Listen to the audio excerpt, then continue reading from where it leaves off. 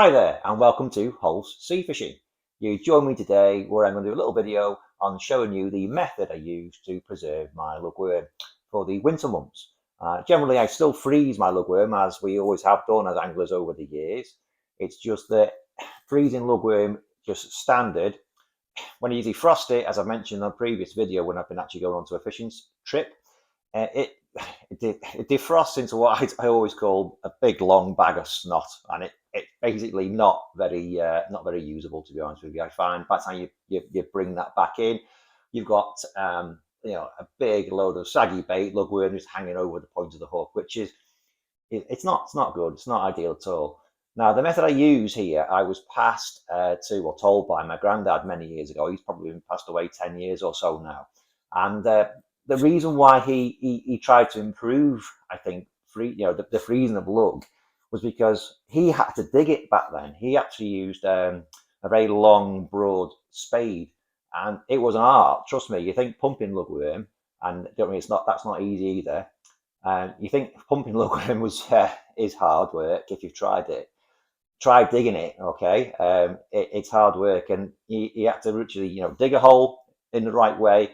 When he could see the tail of the worm going down the hole, he'd chuck the spade down to the sand, his knee on the spade, and he'd be down literally at times down to almost his armpit in sand, following the worm down, literally grabbing onto the worm and then getting to the head in the sand, and then he pull the worm out by the actual head of the worm. So each worm was hard work. So when he came back from a fishing trip, you can imagine if he had bait left, firstly, he wouldn't chuck it back in the sea because throwing it away would be a waste of all his hard work. And you could buy it again then in the tackle shops and things, but he wasn't going to throw it away. So it was by pure chance I watched him one evening, basically blanching his lugworm and then put it into the freezer. Now he always did this very late at night after a fishing trip, never the following morning, purely because my nan, God rest her, as in his words, if she ever caught him doing this, she would have his guts for garters, as he'd always say. So yeah, it wasn't. My nan was very strict on the fishing side of things. She didn't like to see any bait. She didn't like to see anything to do with the fishing at all. So yeah, he always did it very quietly later at night. And in fact, when he actually froze the worms down again later, fortunately, he did a lot of the cooking. In the back of the freezer, he actually put the worms behind the frozen peas and the frozen vegetables in the back of the freezer so that she didn't actually see the worms at all. So he had to be a little bit sneaky. Anyway, back to the method. So basically, what we're going to do today is we're going to put hot water over these worms. Now, I've seen different methods in the past of how people preserve them, and I've seen people boiling them in pans of water on the hob, which I don't know if that works. If that works for you, by the way, if any of these do work for you, that's great, and you carry on. But certainly, I wouldn't even try that one personally. And another one I've seen, which I did actually have a try of, to be honest, which is where you put them in the microwave. And to a certain extent, that did actually work. But I don't know if you've actually tried that. Yeah, if you're married, you're probably not going to stay married very long because of the stink that it causes when you put a couple of lugworm in the microwave. And I think you're probably going to need a new microwave if you kept it going as well.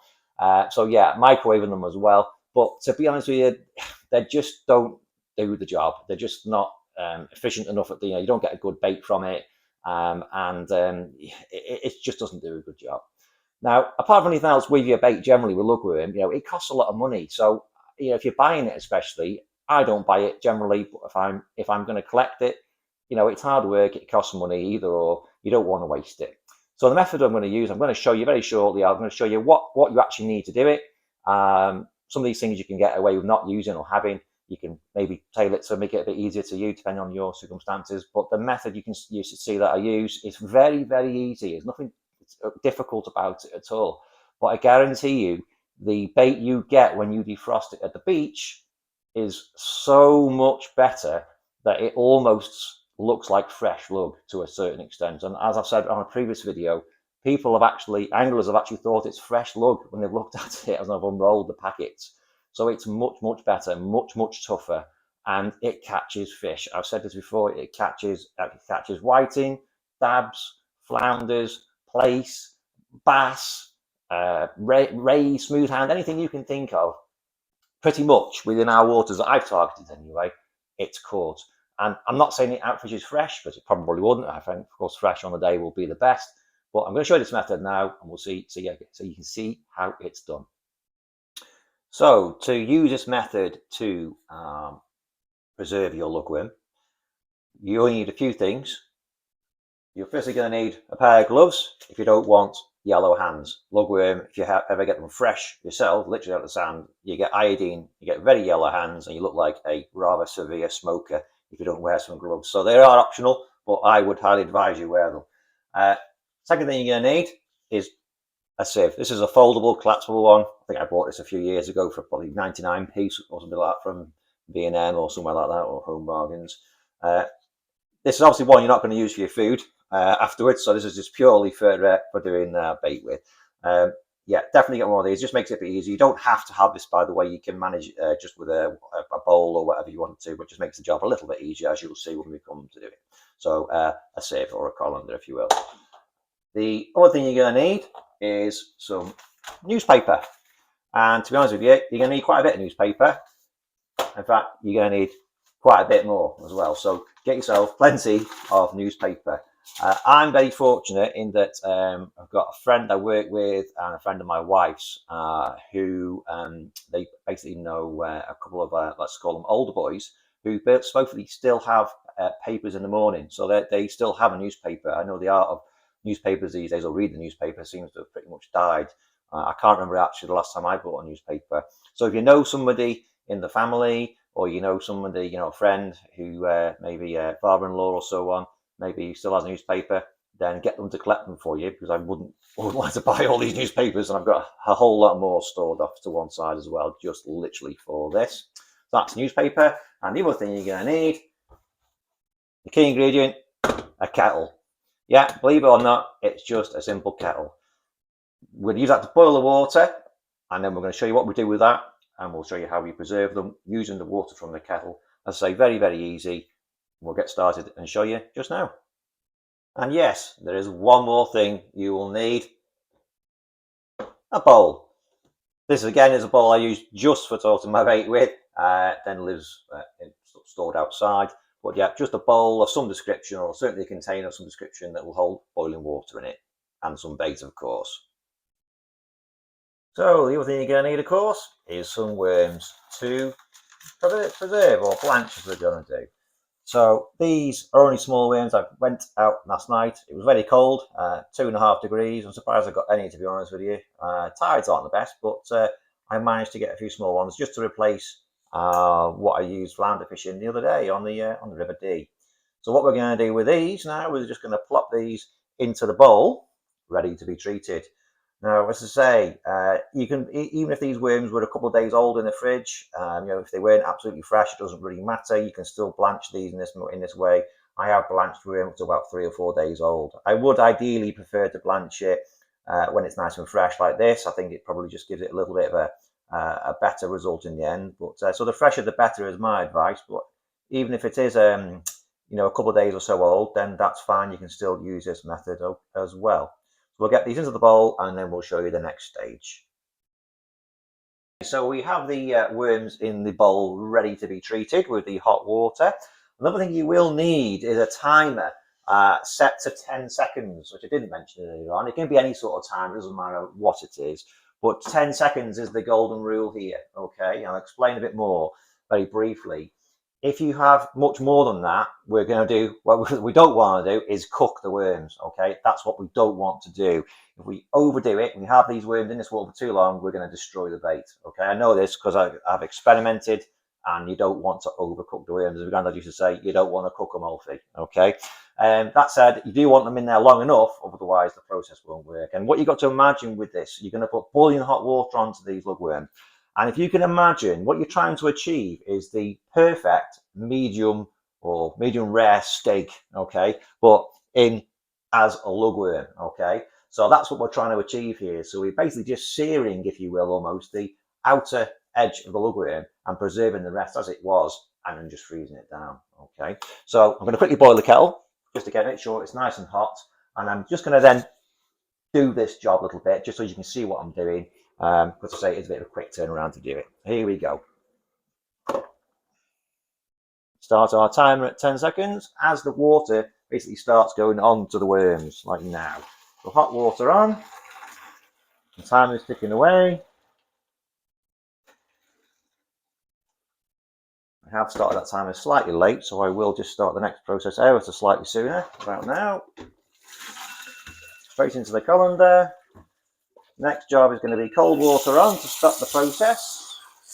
Turn back into the colander. So it's important that we go straight on the cold water because this stops the worms from cooking. Any more heat than that, any longer with the water, will allow them to keep on blanching, if you will. Now I can feel these worms are cold now, so that's fine. That's fine. There's no more heat left in those. So when you look at these worms now, stop that alarm. So when you look at these worms now, they have like a slight green tinge to them, and I'll be honest with you, they feel really, really slimy. It's a strange thing, to be honest with you. But basically, all we're going to do from there then is we're going to tip them out onto some paper and dry them off. That's the next stage. I'm just going to do that now very briefly. So we're going to pop them onto the paper, like so. Then what we're going to do is spread them out. And this is just a batch of about 20 or 30 here, as I say, just topping up my flatfish bait stash collection, whatever you want to call it. So these are now going to be dried out, okay? And I'll bring you back in a minute and I'll show you the process I go through of drying these out. And I can't stress to you enough how important it is that these worms are dried out as much as possible. Now, what you've got to imagine is the more moisture you leave on these worms, if you imagine how when ice forms, it creates little ice shards as such. And I believe that this does affect the actual freezing of the worms themselves. So the least amount of water, moisture you can have on these worms before you freeze them, as I've found from experimenting myself, as I've said previously, it will give you the best possible frozen lug to be fishing with on the beach. So I'll just show you how I go about drying them out. Very easy. Okay, so as mentioned previously there, just a moment ago, it's really, really, really important that we dry these worms off as best as we can. Obviously, they're not going to be completely dry. To do that, simply get 2 sheets of newspaper and just literally press down gently and roll them about a little bit. Now, this will take a couple of minutes to do. Admittedly, I usually do this with a lot more worms than what we've got here. I can have, in that bowl, I can have, 2 or 3 large handfuls of lug worm and then go through that process you've just seen. And then I can be rolling about them for a few minutes, changing the paper over. So get all the moisture off of these worms, and I'll show you basically that's all I'm going to do, just like so. Make sure none stick to the paper. Get myself a nice fresh piece. And what I'll do also, which helps, imagine the paper here is very wet underneath, so I'm going to pull that away a couple of places. So why I say you need quite a bit of newspaper. Granted, there's not that many worms on this particular time. I do this with a lot more normally. So it is quite it's not an overly long process, although it does look at with maybe only a few worms, but if you've got quite a few on here, you can get through quite a few quite quickly, actually. But as I say, it's all about preserving your bait. If you're going to pay for your bait or go and collect it, then you need to ensure that I don't want to waste bait. I don't know about any of you guys, but I certainly don't. Not when it costs. Well, I'll be honest with you, I don't know how much lug worm costs these days a packet. I haven't bought it for a long time. I imagine it must be £4 or £5 a packet, maybe, or something like that. So again, I'm just going to literally roll these worms around. It'll be a lot quicker than I wasn't doing a video on this, but usually turning around quite quickly, to be honest with you. So I'm just literally just going to dry them off. You will notice a bit of the colour comes off the worms. That's not a problem. It's not a problem at all. Again, I'm just making sure none stick to the actual newspaper. And I can see already these are getting much less wet at the moment now as I'm doing this. Much less wet. I'm just spreading them across the dry paper and just trying to get that moisture off of them as much as I can. Within reason, obviously. I mean, they are going to be wet, but we're just trying to take the excess moisture off of them, really. And then I'll give it one more piece of paper. You can go as many times as you wish. Sometimes I will go a bit more than this and get them really, really dry as much as I possibly can, purely because I think that just the less moisture you've got on them, they just freeze so much better. I just believe, as I mentioned earlier, I just believe that when those ice shards form on the bait as they're freezing, it kind of degrades the meat a little, if you will. Whereas, the drier it is, that's not going to happen. So it's a much better result. As I say, with the actual blanching process, you are literally just trying to almost create, I know it sounds a bit strange, but you're almost trying to create that perfect medium rare, maybe perhaps lug worm. So yeah, so we're about there now. What we're going to do is going to tip these out with one more little onto the dry newspaper, like so. Get these off. So these will be ideal for flounders. Spring place will be here before we know it, so these will be ideal for those as well. The good thing about using smaller worms, of course, is that they don't mask the hook point. It's amazing how many times I'll see people fishing with lovely large lug worms for small fish and with small hooks, and quite often the bait is actually masking the hook points. We're going to go one more time. I can see they're actually all right, to be honest with you, but I'm just going to go one more time. They're absolutely fine now. You can see these have still got all the colour in them. They're much drier now, and I said they take a bit of a green tinge to them as well. But these are these are looking absolutely perfect, if I'm honest with you. Looking absolutely great. So I'm just giving one more go. And surprisingly, they do still hold that bit of moisture. Great. And then at this point now, we are ready to wrap, and that's where you need a wife, okay? You need a wife who's willing, and or someone's wife, but obviously not mine. If you haven't got a wife, then you have to do it yourself. But my wife is an expert at rolling lug worms up for me, especially when I'm bringing 200 home later of an evening. She's very good, and she will wrap these worms for me. There's very few wives out there that will probably wrap your lug worm for you, I have to say. But if you get one, keep hold of it, because there's not many around. But we'll show you how to wrap the lug worm in just a moment. Right then, so my wife won't go on camera, which is absolutely fine. She will allow her hands on camera, which is something at least, so we'll go with that. So basically, she's just going to show you here how you wrap if you've not done it yourself before. Just very briefly, how to wrap some lug worms. So first thing we're going to do is we're going to start to wrap them, if you would. And it's very important that when you wrap them, do make sure they don't touch each other when you wrap them. That's quite key and quite important. Try and make sure they are just not touching. Put my wife under pressure here now. She's having to be really careful. But yeah, really important. Keep them separated, and just wrap them in wraps of 10. So you can see it's just a piece of newspaper, and just wrapping them up, roll them up. It's nothing over complicated. Again, nice and simple, very easy. All we're doing is making sure that they're not wrapped too tightly and that they are basically not touching each other. We've got 10 in each, and we're good to go. Once we finish wrapping this first wrap like this, all we're then simply going to do, just to help keep everything together, is then wrap them in another piece of paper, which my wife there will now do. And again, this just helps keep them insulated a little bit from the tidying together really in the freezer. And once you've rolled up like that, you are good to freeze them down. And then you will literally just place them in the freezer as you would normally with when you freeze lug. The only difference is that you have blanched them first. But as I say, the key thing here is to make sure that you don't overcook them. As I say, as my grandmother would have said, we don't want to cook them, Alfie. All right. So I'll come back to you very shortly, but that is how you will blanch and preserve lugworm the Holfs way. Okay, these are my frozen blanched lugworms. I can't recommend these enough. Quite often in the past, when people have seen these, they actually think they're fresh. When you look at them, I've had that happen a few times. And these are only small ones. These are just small worms, but they literally, as you will see, almost look like a fresh lugworm.